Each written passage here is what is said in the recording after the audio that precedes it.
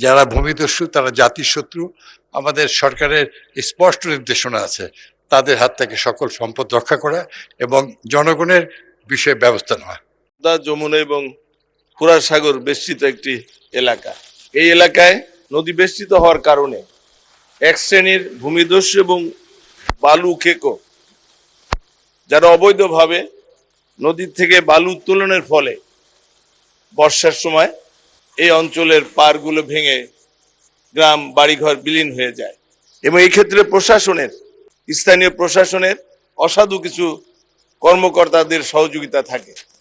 মাননীয় মন্ত্রী মহোদয়ের কাছে আমার প্রশ্ন যে এদের ব্যাপারে কঠোর কোনো আইন প্রয়োগের কোনো পদক্ষেপ তিনি গ্রহণ করবেন কিনা।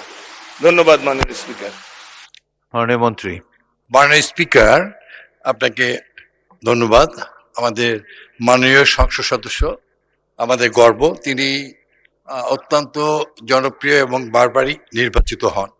আমার সৌভাগ্য হয়েছিল ওনার নির্বাচনী এলাকায় যাওয়ার এবং ওনার বক্তব্য সঠিক।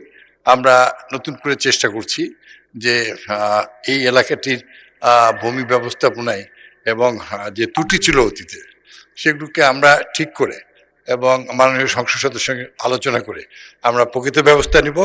যারা ভূমিদস্যু তারা জাতির শত্রু।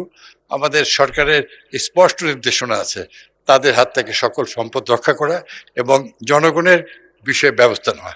মাননীয় স্পিকার, আপনাকে ধন্যবাদ।